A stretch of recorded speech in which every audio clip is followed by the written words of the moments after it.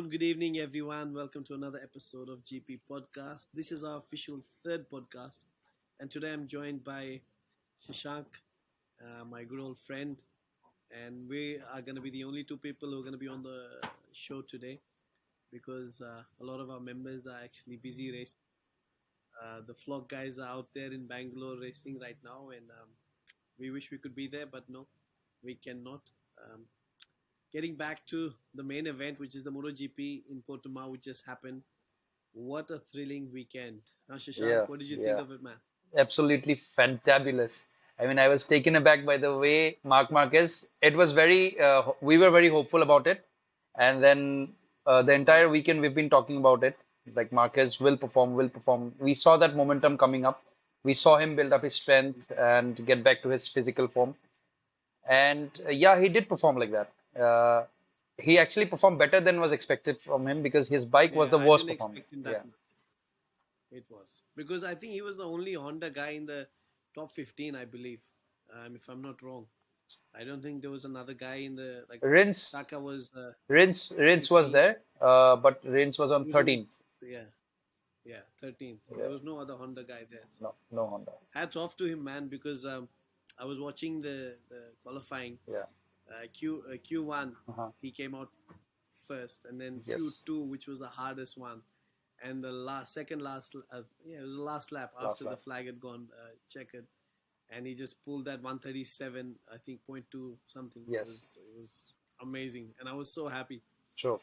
because he deserves a bit of good luck, but unfortunately, we know what happened in the main race. Yeah, But we'll discuss that. But yeah, the first results of the sprint race, the first ever winner of a sprint race, is Pecco Bagnaia. He was one of the first guys who actually has won the sprint race. yeah. So that's history in the making. Jorge Martin, he's second, and Marc Marquez came third. And I think he was the most unexpected racer who actually came up in the podiums. No one actually thought about that at all. Moving on to the bigger race, which came up on Sunday. Um, I don't know if you thought about it, Shanky, but I felt straight from pole position when Mark left, he seemed very rigid and very unstable on the bike from the start, even in the first turn and following up to the turns where he had that major incident with Oliveira. Hmm. But I don't know if you noticed that. Did you? Yeah, I did. I mean, he was pushing from the first go because Mm-hmm. the first corner, he almost took out Pecco Bagnaia. And Pecco was on the Yeah, inside. he It was eventually Pecco's passed. corner, Yeah. of course. He already Yes, made that yes. pass, but he was still getting too ambitious for it.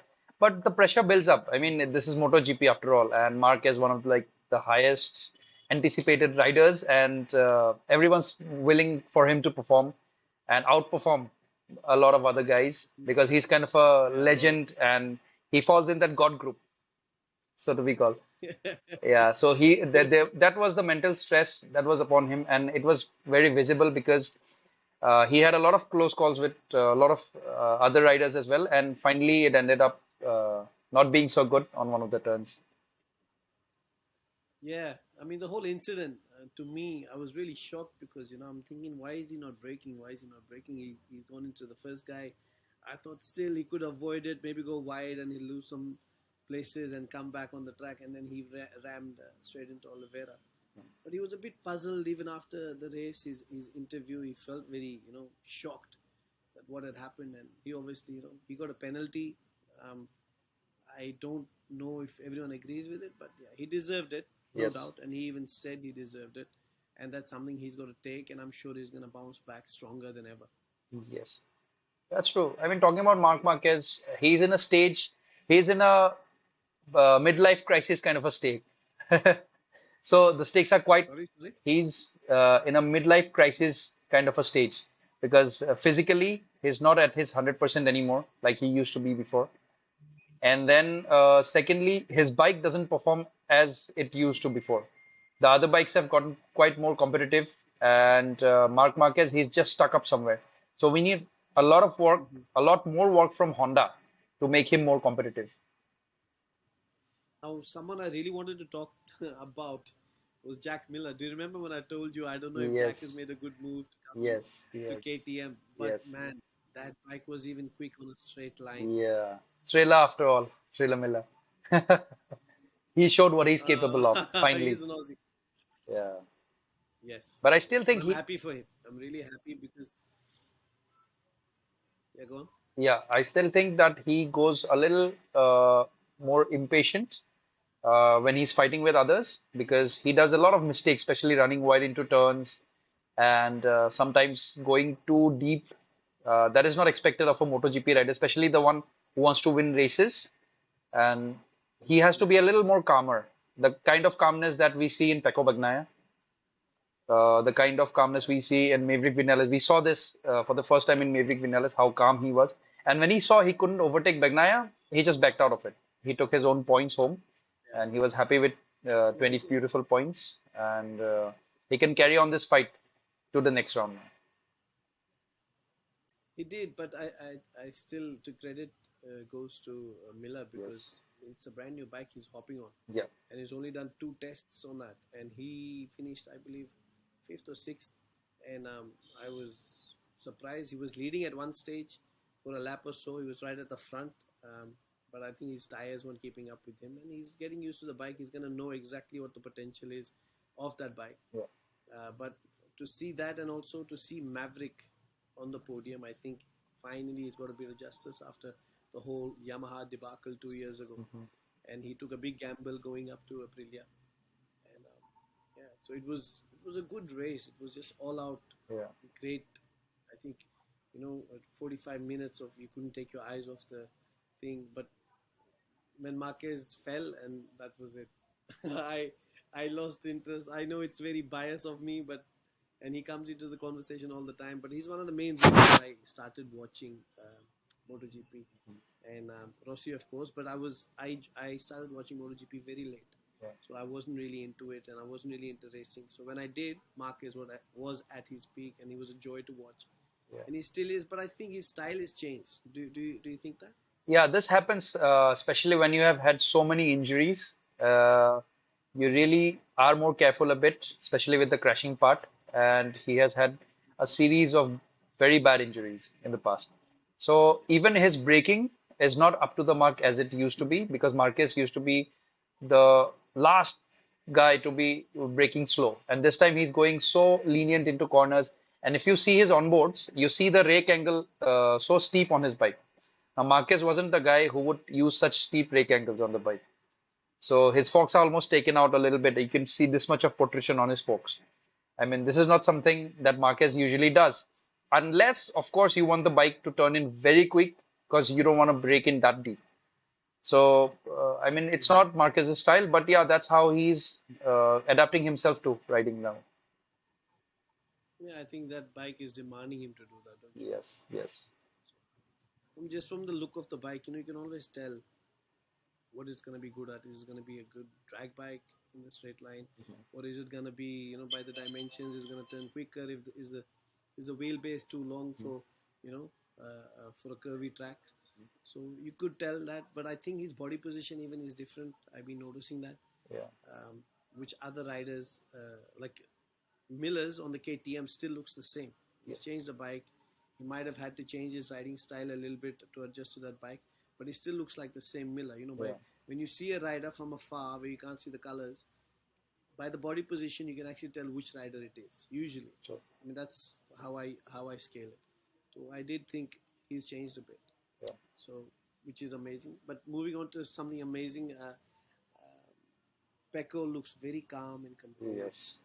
like taking a victory, double victory this weekend, and not once did I think he had a wrinkle on his forehead of worry at all. Yeah, that's there. I mean, Pecco Bagnaia really showed everyone why he's the champion, why he's reigning it, and he means business this year. And the bike, as he said in one of his interviews, the bike is adapted to him more right now, and then Bastianini. Mm-hmm. I think it shows in the results. I mean, even in his riding, he can just change timing so fast. I mean, if he wants to put up a challenge, if he wants to make a gap, whatever he wants to, he can do with that bike. So it's totally upon him what he wants to do with it. So Yeah, all the Ducati riders are saying the same thing. yeah, so it's completely towards Pecco. Like you can say a Pecco biased Ducati. Finally, though, Ducati has come to a stage where they can, a rider can affect their development, not the other way around. Yeah, but Ducati has always been a good listener to its riders. After Stoner, I wouldn't say Yeah. before Stoner, Yes. but after that, they've always listened. Even Dovi shaped that bike. The bike that you got today Yeah. is a combination of all these riders that have come through. I know Michele Peri, who's their test rider. He's had a big part in playing with that bike. Stoner, they still get advice from Stoner. Yeah. He can actually look at that bike and he can advise them as in how to improve it, and he doesn't need to ride it. I know he's done that. I've watched a lot of their interviews and their whole story. There's actually I forgot what it's called, the Rising of Ducati or something. It's a 15-minute documentary, and it's got a lot of these things in it. So, very in-depth appreciation of how far they've come. Um, and another great surprise to me, and I hope this goes deeper into the season. And Alex Marquez, Wow. if he honestly gets a hold of this bike the way Marquez has a hold of, his brother has a hold of Honda, I don't think anyone can beat him on the track. True, true.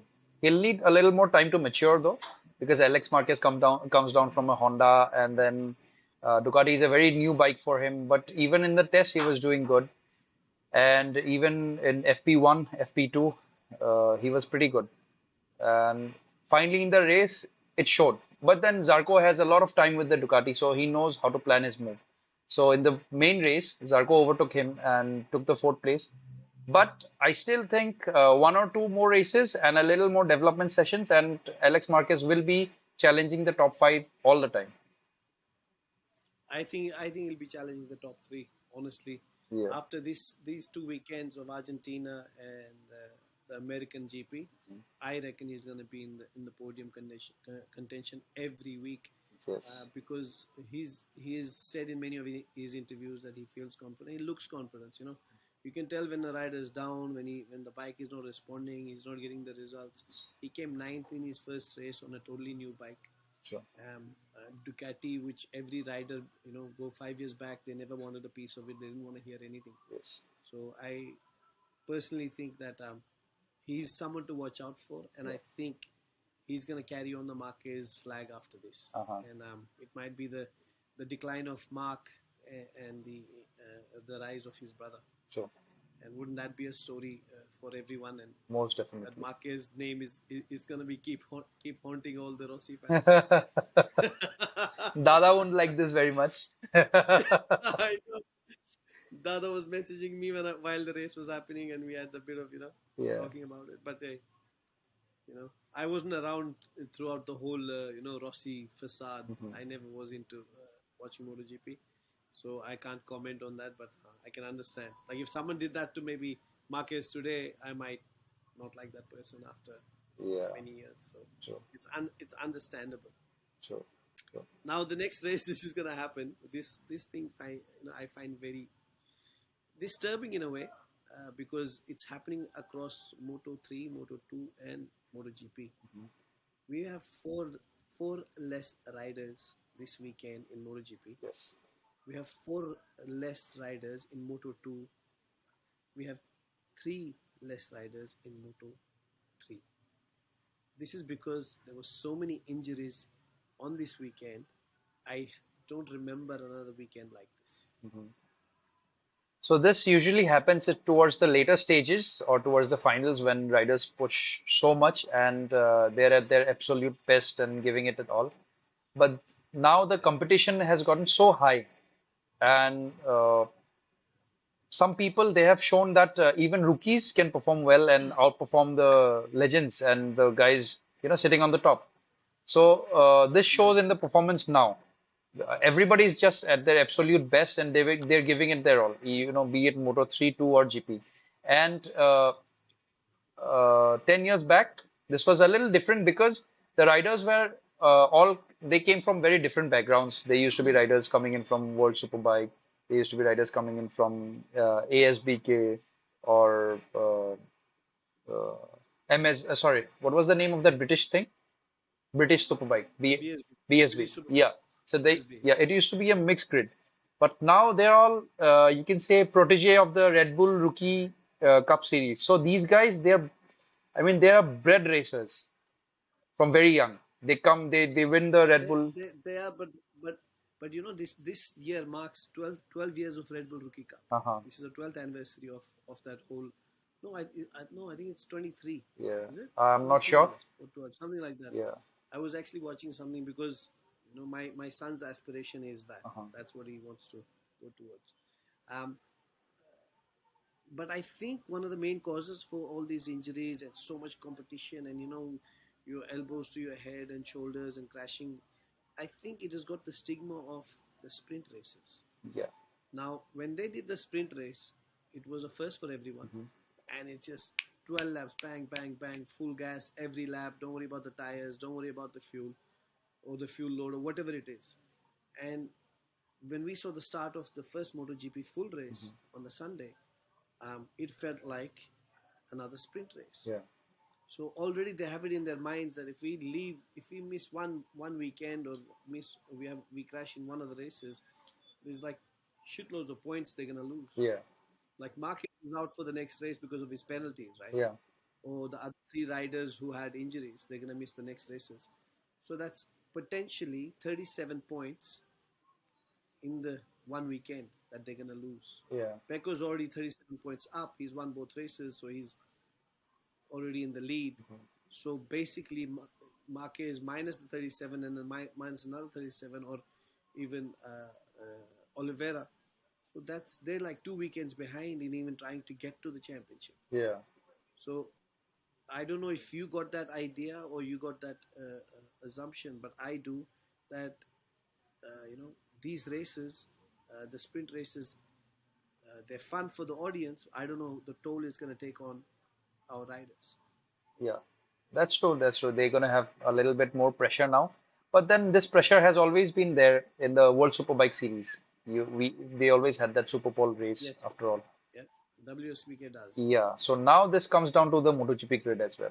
So they used to have a little relaxed weekend, till Saturday, and then after the qualifying they could go home and plan their sleep very well, plan for the race, all the strategy of tire saving, fuel saving, and then putting it all in the last 5 laps or so.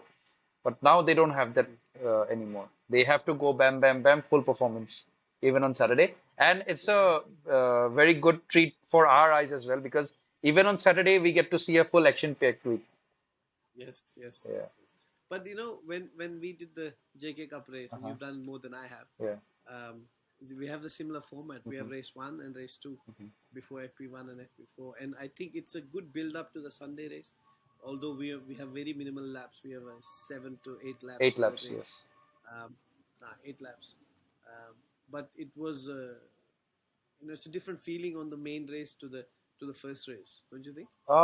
With JK Cup, well, when I was racing, I was doing the 600 cc's, and you could say it's very different to what these guys are facing, because our races are so you can say it's very close, because there's only like 2 rounds and one race is like 1 round, the next race is the second round. Yeah, yeah. If you break your bike, you don't even have a day to fix it. So as for me, what happened in my last race, I in the free practice sessions, I was doing P2 behind Vijay Dada. My best time was a 206. But I got an engine breakdown in the qualifying laps. So in qualifying session, I had an engine breakdown and I couldn't compete anymore. I tried my best, but there was just no time. So yeah, but then it's not like the Saturday race was something we could, take it lightly or something. We had that equal level of anticipation and, the pressure on our minds going into that race as well. But yeah, Saturday race was something that we could give more concentration to, because there was no audience, there was no celebrities coming in, there was nothing happening basically. It was just the race. And now on Sunday, we come to the track in the morning, we go inside the pits, So the packed. pit opens up, and then we see on the other side, there's like, Yeah, the whole crowd. yeah, Yeah, it's full of thousands people. of people. Yeah, Yeah, and then it auto, there's about there's about 200,000 people I there guess in so. that And it race. gives you kind of a good feeling that you're performing in front of so many people, but kind of a bad feeling that if you don't perform well, how are these people gonna react to it? react. Yeah, Yeah. yeah. But I guess in this, because JK race is obviously it's not that highlighted. Although we do come on national TV, Yes. they put us on there. But there's no audience on the rest of the track. It's only in the front, Yes. right? True. So we get, so मेरे को आदत है, how many times I go in the gravel. Uh-huh. मेरा दिल का है, तो वो दिखाई नहीं देता किसी को. Uh-huh. But luckily in my race, when I've only done one race here, I never went off, and it was So okay. you do Jack Miller style of riding. I think so, yeah. Even even Arjun Bhaiya, he's a very very dear friend of mine. Even he always tells, he makes jokes about me. तू gravel में इस बार भी घुसा था, यहाँ पे भी घुसा था, तू ट्रैक्टर चलाता है, वो करता है. So मेरा ना वो बन गया है वो जैक मिलर वाला नाम. Okay, he goes in the dirt. So but I guess we live with it. But बीरा में भी गया मैं. अच्छा ग्रेवल बीरा में. में भी गिरा था मैं. Wow. I went straight into a wall, very slow speed, Wow. but in the grass. Yeah. I went straight, but it was no damage. I was fine. But yeah, so that was a jam-packed weekend for MotoGP in Portimao, and I'm really looking forward to the race, which I think the free practices start tomorrow Uh-huh. in Argentina. Yeah. And again, I don't think any one of us or any smartest guy in the world who's doing shows or a commentary or whatever is going to be able to pin down exactly what's going to happen on every You weekend, can't say. or who's actually gonna say अच्छा ये जीतेगा यहाँ पे, ये यहाँ पे, this is gonna be like we used to. Predictability was so easy, and I think that is a great thing for the sport, that we can't predict who's gonna win. Yeah. कौन बंदा कहाँ पे आएगा. Yeah. That's true. अब जो ये next circuit है, the next one in Argentina, it's called Yeah, the Hondo Autodromo circuit. Termas de Rio Hondo. This is kind of a small track, not so small. I mean, 4 point kuch kilometers hai. It's Mhm. the distance is 4.805 kilometers. So it's not that small, but then there are no big straights. जहाँ पे Ducatis perform very well. You might be knowing how well they perform. इस बार भी हमने Yeah, देखा, yeah. they outperform everyone, even Aprilia and KTM on the straights. So I was thinking कि Aprilia would put up a challenge, but it simply couldn't. I mean, uh, Vinales It lined was up better than previous years, though.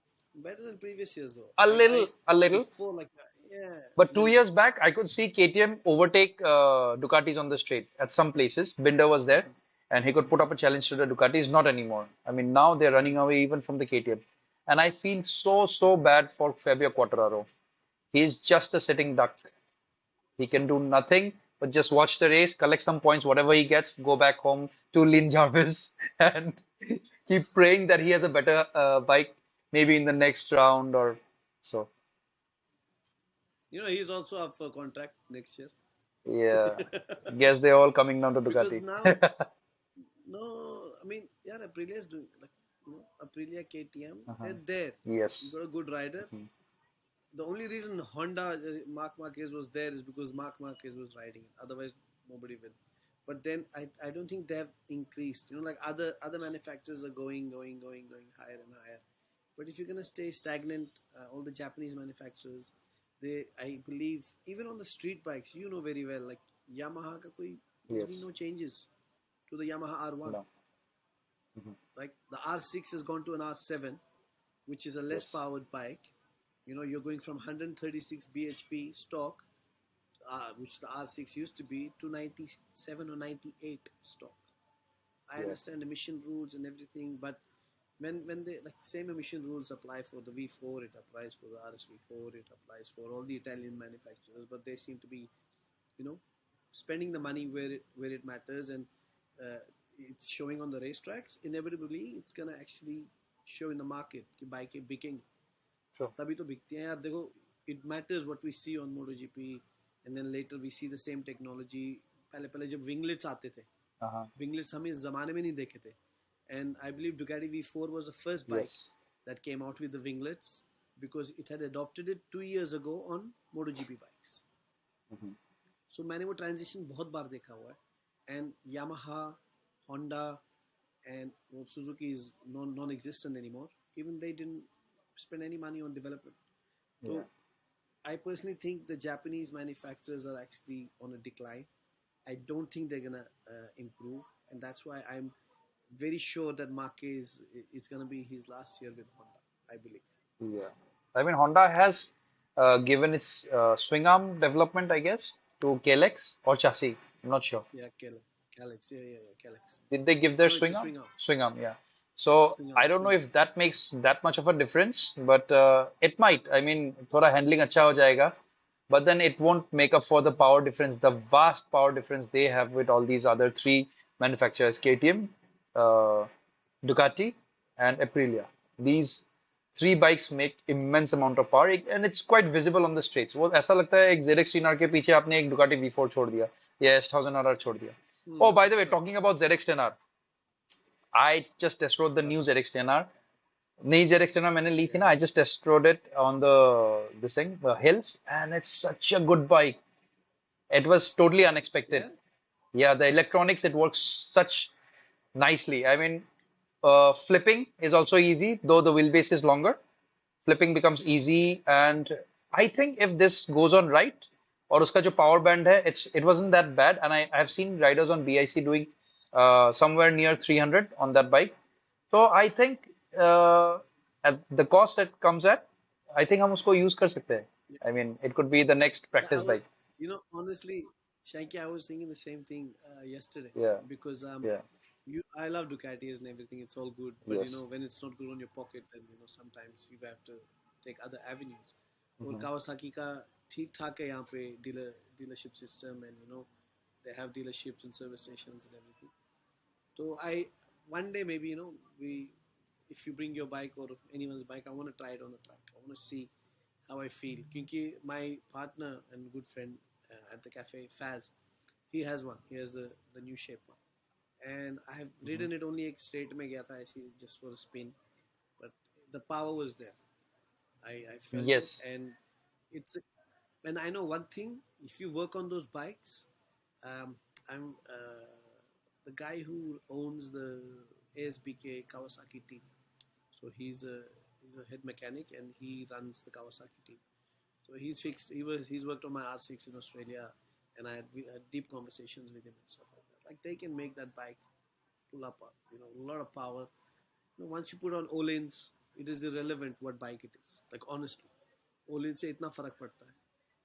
At the end of sure. the day, if you're only 10% less powerful or 10% less handling than a Ducati, then the rider makes up for a lot of things.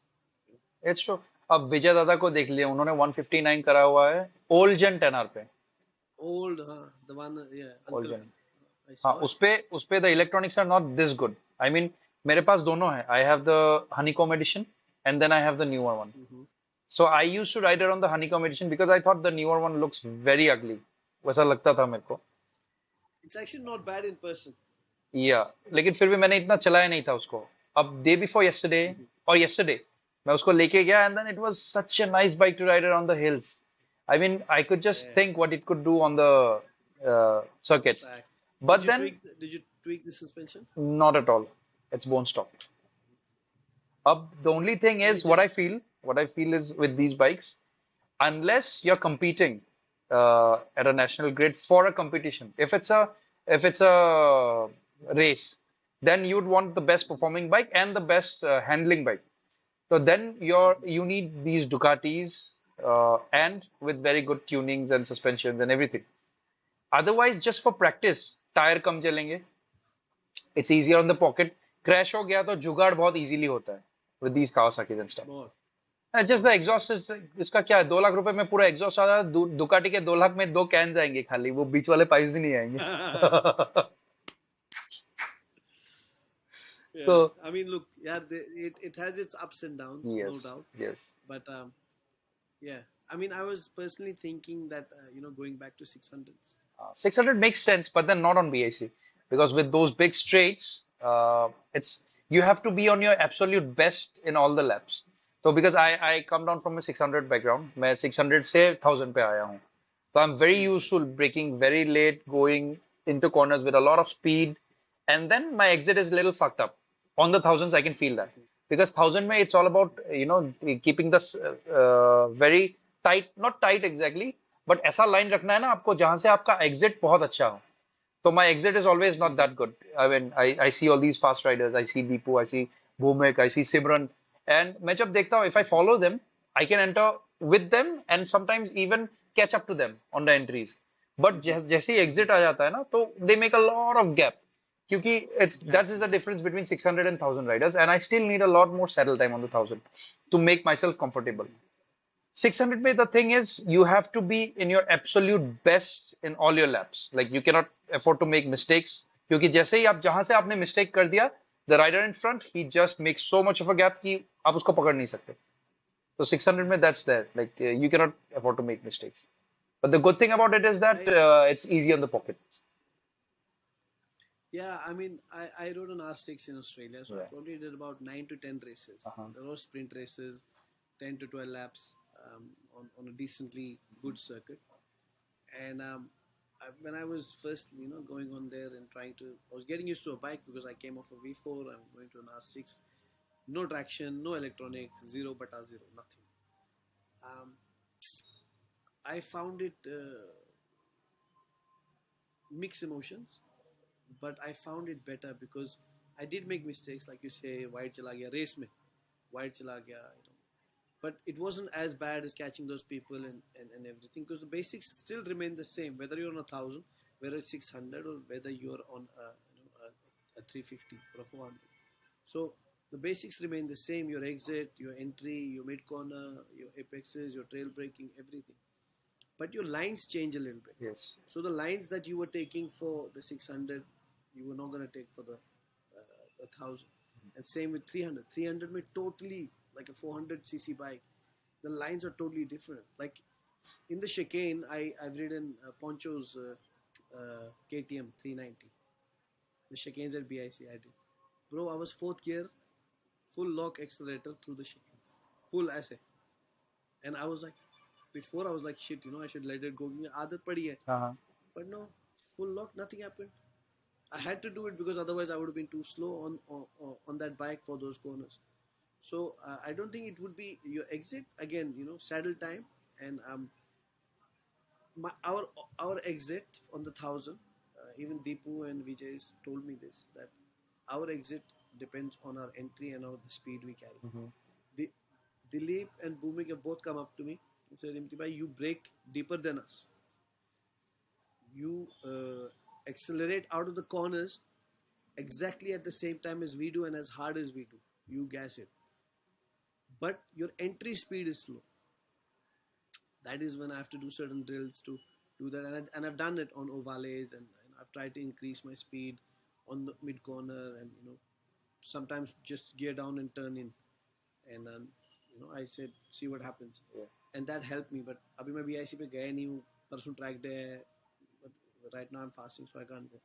So I would have seen if it's helped me. But I know in my mind, I'm going. When you go and follow, you shadow your whole line in the track sometimes, and you think about it. I know that I'm faster now because of those issues. So sometimes it's a very basic and a minute thing that we need to change in order to get something right. Just there are exit. Like my exit's good, but my corner speed is slow. So that means I'm braking late, but I'm braking too hard. So that is something I'm working on. Is brake wherever as late as you can, but don't brake as deep. So this is the advice I've got from really fast riders. Yes. So like Deepu told me, he said you'll easily once I fix that, you'll easily do 158. Mm-hmm. So तेरा आराम से आ जाएगा. So let's hope. I don't know हमारा कब होगा, and that is another topic we have to discuss on the next podcast. Yes. I want someone from the Fair Street guys to come down and discuss what's happening with the MotoGP in India. Yeah. Is it happening? Has the track been repaired? Um, who's paying for the repairs? Because that's a big question in the market. It's come out in the newspapers and everything like that. So all these questions that we're going to have, and if our viewers have any questions for us to ask the important people at BIC or Fair Street Media, send them through. You guys can leave a message in the comments, or any question you have. We'll ask them for you guys, because I'm very curious as in, is it going to happen? Is it not going to happen? And to be really honest with you, I started this podcast mainly for the fact that, हमारे घर पे अब आ रही है race. Right. That was the main thing. Bharat GP in India is, we're very proud that it's going to happen here. So this was one of the main reasons that I wanted to start this podcast. So let's see. But I'm going to try to get someone from their team to come on the show. If that will be there, we will ask them the questions that we need answers for, and finally we'll get to know if the MotoGP is going to happen or not, because it's still under doubt around the world. Mhm. But yeah, so I hope so far we've had a meaningful conversation about other things than MotoGP, but we'll always do that. We don't have to worry about that. But um, what are your top three for this weekend in Argentina, for Ah, the both races? looking at the circuit, well, we don't have too many straights. Uh, And remember, you got four riders.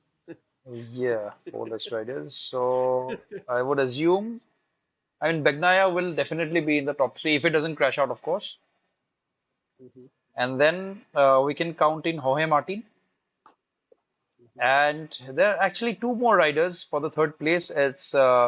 I mean, it's a mixed shuffle. Actually, it's very unpredictable, like you said. But I'd still say I know. Jack Miller, Maverick Vinales, both of them are there. And then this Martin guy is also there. So you never know, like who steps where. But I can predict top four, I not know, bro. three. So it's Bagnaia, Martin, Miller, Vinales, four of them. Mm-hmm.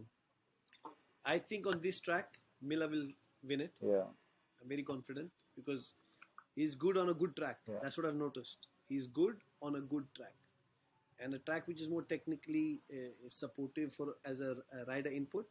He always does well, like Phillip Island is. So he's done well there also. So I think Miller, Bagnaia, and Martin. I think this is how it's gonna be. I don't see any other rider. Vinales, he's always been very inconsistent yeah. wherever he's been. So I wouldn't put my money on him. Um, Zarco, I personally think that last lap he did, I don't know where he got some extra rubber from on his tire, and he overtook like five riders on Mhm. the last lap. So I don't see that happening here. Um, Maybe fourth, Alex Marquez. That's Yeah.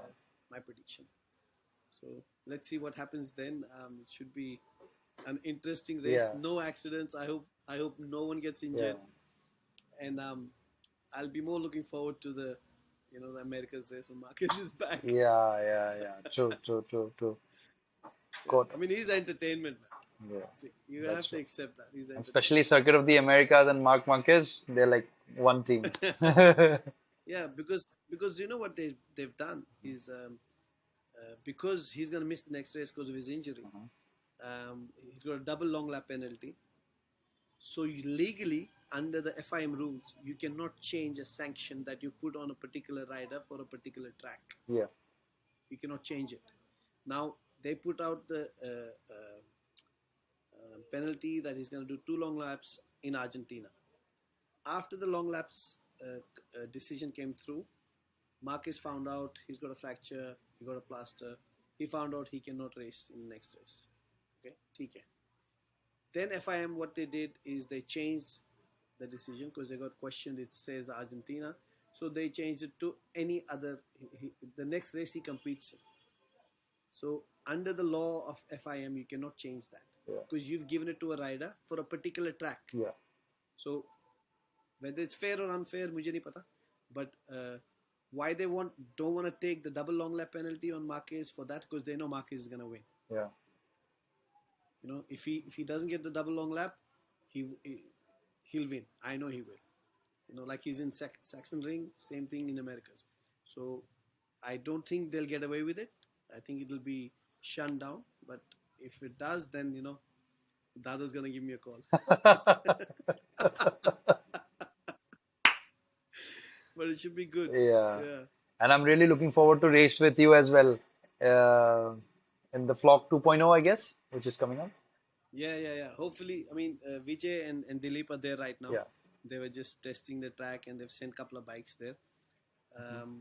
We're gonna hopefully plan at the end of April, Uh-huh. and yeah, you come down, man. Yeah. I've ridden a go kart there, not a bike. Mhm. Rabber is done his TVS selection there, and but yeah, it is a Phillip Island of India, a mini Phillip Island of India, because Wow. it's just like this. Flowy It's all the beautiful. time. Yeah. You you will love it. So yeah, we'll plan it, and hopefully, yeah, we'll have an awesome time there. Can't Definitely, wait. Can't definitely. wait. Well, I hope you guys have had an amazing uh, time with us and learned a few things and got to know what our predictions and our thoughts are. Um, please leave us your comments of what you think of our podcast so far and any suggestions or any questions you have. Please shoot them through. We hope to see you next week, and we'll be breaking down this weekend's race in Argentina, and we'll give you insights and some more knowledge, and hopefully, we'll have an important person on our podcast for next week. Till then, thank you very much, and keep supporting, and we'll see you next time. Thank you.